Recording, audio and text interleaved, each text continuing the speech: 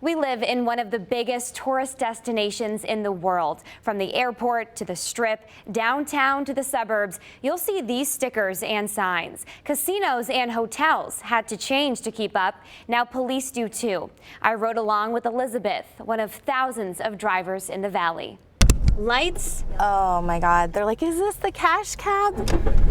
Camera. Tums to candy and gum and water and snacks. A lot of action to make your ride a memorable one. I hit the throttle just hoping that I can make tomorrow. Pick your playlist. And I always bring back some of the 90s, like hip hop music. They just absolutely have a party in the back seat. The back seat of Elizabeth's car. I just wanted to try something different, so I ended up falling in love with it. She's been driving for both Uber and Lyft for almost 2 years. It was a great opportunity for me to have the flexible hours and be able to work when I wanted to and not miss any more games for my daughter. Hence the lights, the music.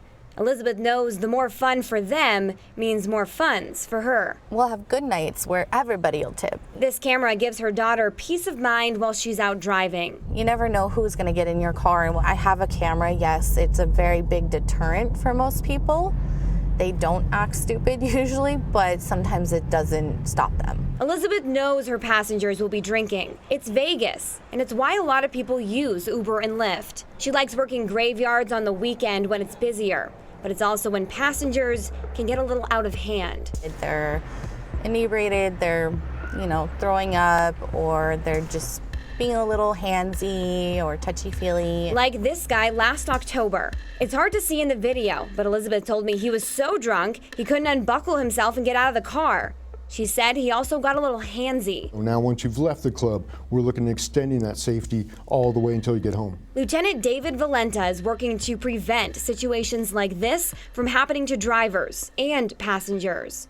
Metro teamed up with Uber to start the Don't Stand By campaign. But Uber was very involved. They got with nomore.org, which is kind of an umbrella with sexual assaults and domestic violence prevention and awareness. Last year, Metro reported more than 1,500 sexual assaults. Ride shares, whether it's passenger on passenger, whether it's driver passenger related, was a very tiny part of that. Lieutenant Valenta is hoping this pilot campaign will keep it that way. Hashtag Don't Stand By is only in Las Vegas and LA for now. Las Vegas is entertainment capital of the world, so that's an obvious choice for anyone to come here. And anyone can take a rideshare, or try. The problem would only be if you're not 18 or... 53. Do you have ID? No, and you're not my mom. This was taken from a Valley driver's dash cam 2 weeks ago. Children who are under 18 are not allowed to use Uber or Lyft. Elizabeth told me it happens a lot. Usually, someone else orders the ride for them. So if you're not going to show ID, I'm going to go ahead and cancel the ride. Dude, what's wrong with you? This girl never showed the driver her ID. A fucking weirdo. So he didn't drive her. I've had some definite creepy people. Problems with passengers spans all ages.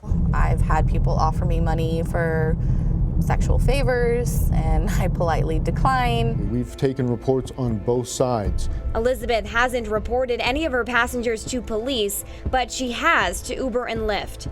She just doesn't know what happened after. I mean, they could get a slap on the hand. We don't know. Lieutenant Valenta told me with any new platform comes new risks. The latest, fake ride shares. People pulling up, asking if you need a ride, saying they're off-duty Uber, off-duty Lyft. Do not get in that car. We go through a background check, a vigorous background check once a year to make sure that we don't have a record, we're not predators. It doesn't mean passengers should automatically trust their driver. If we can get people to prevent and avoid taking their overly intoxicated, ready to pass out friend and just throwing them in the back of a car thinking, all good, I'm gonna go back to a party. Sometimes the best thing is you all gotta walk away. You all gotta get in the car together. Technology is constantly changing, but safety advice doesn't. Safety in numbers, ride together, stick together, leave together. In South Carolina, Samantha Josephson was by herself when she got into a car she thought was her Uber ride. she never made it home. I always cover my screen on my phone and I ask for their name. They tell me their name and I said, okay, who's your driver's name? Here's a picture of the vehicle, here's the license plate, here's the driver, here's their name. Absolutely should be having that conversation before you get in. Uber reminds you too. They just started sending these push notifications. The rideshare companies are constantly changing and updating. Now there's an option to share your ride to save money. Pool rides are very complicated. Uber Pool opened the door to another complicated risk. Yeah, I've picked up guys and then they'll start to hit on the girls that get in after them. It's a thing. Elizabeth and other Valley rideshare drivers told me they see a lot of men use Uber Pool to pick up women. Desperate times call for desperate measures, I guess. So are you more at risk of becoming a victim of sexual assault or any crime in a rideshare? A lot of sexual assaults are coupled with whether it's excessive alcohol, whether it's narcotics. When you start adding some of those, you put yourself at risk wherever you are. Uber, Lyft, limo, taxi, there's always a risk. If we could get people to just go back to the basics. So you and drivers like Elizabeth can get back home safe. Kyla Gaylor, Fox 5 News, local Las Vegas.